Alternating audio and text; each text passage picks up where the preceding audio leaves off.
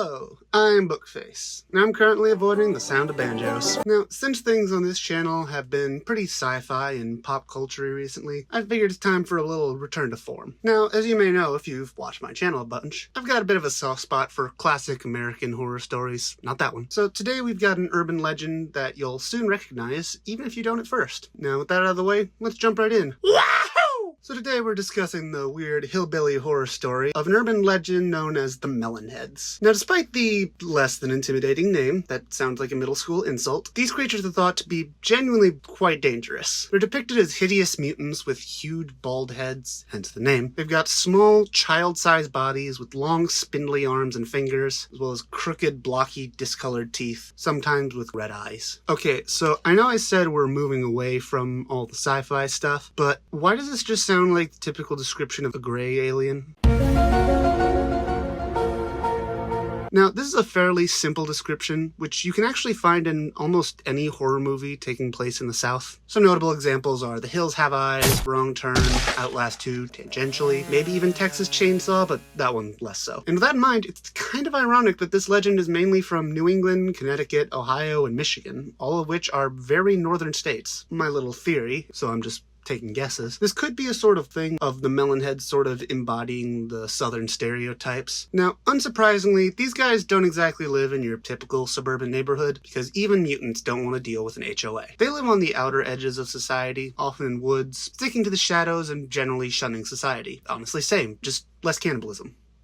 I mean, no cannibalism. Sometimes they really can't be bothered dealing with people, so they just go ahead and eat livestock, leaving behind their mutilated leftovers. Well, that's a bit rude. At least clean up after you eat, jeez. Other less introverted melon heads are rather aggressive, and going near their territory would result in people vanishing, leaving only their clothes behind. Now again, while the idea of a redneck, alien-looking thing may not be particularly intimidating, these things can still be pretty dangerous. They're known to make high-pitched screams when attacking, and supposedly can run up to 50 miles per hour. There's also one specific story where some melon heads stole a lady's car, and supposedly they could still be seen driving around to this day. Okay, so yeah, these things don't roll high at all for intimidation with their crappy gremlin pranks, but they'll still mess you up. They're cannibals. Come on, guys. I'm doing a video here. Now, where do these things come from? I don't know, man. Just kidding. But seriously, there's a lot of different versions to this story. One version says they're a specific mountain-dwelling family going all the way back to colonial times that proliferated with a whole lot of inbreeding, resulting in their signature mutations. Another version, from 1860, says that there was an asylum for the criminally insane that caught on fire. This fire killed the staff, and 20 inmates were left unaccounted for, with some even believing that the fire was done intentionally as a means of escape. These escapees then lived out in the woods and resorted to cannibalism and eventually inbreeding, causing their mutations. Not really liking this pattern. Another, much older story says they were a massive family from Connecticut, banished for supposed witchcraft. They got desperate for food and decided human flesh was a decent food source. I mean, I guess, but it's a little chewy.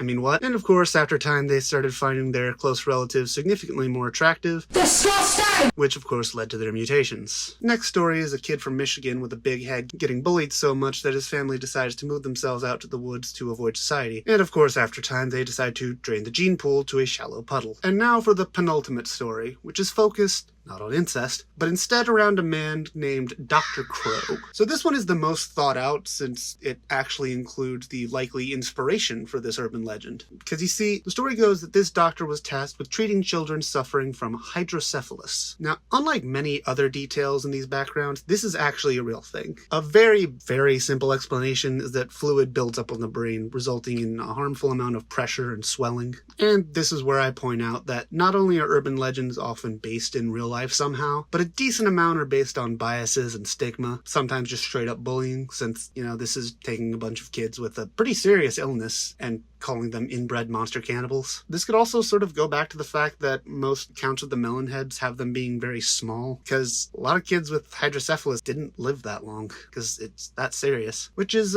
really screwed up. Okay, so that's the serious stuff dealt with. Important to remember, but also I just like talking about weird urban legends. Let's get back to Dr. Crow and all his weird stuff. These patients, along with some mentally ill patients and straight up kidnapped children, became subject to his cruel experimentation, like injecting even more fluid into the brain. Come on, man, why are you just the worst? Why are you like this?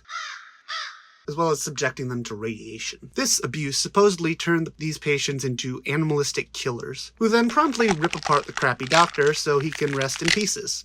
You know, before these kids then eat said pieces and burn the whole place to the ground. Supposedly, they now travel in packs in the surrounding wood, as well as cave systems made in the 60s, which I don't know how you make a cave system, but I like the sound of it. It's cool. Which could also possibly connect it to the horror movie The Descent. Maybe. And like I started with, this is my favorite origin story since it's so thought out, sufficiently horrific and gruesome, and, what was that last one? Oh right, doesn't turn a family tree into a speed dating group. And there we have the Melon Heads. A story that's interesting, weird, funny, horrible, bizarre, and there's a whole lot to this one. This particular video concept was voted for on my Patreon, so if you want to say in what kind of video I do next, maybe join that. You can join for just $1 a month if you want. And with all that, I'll see you next time. Bye!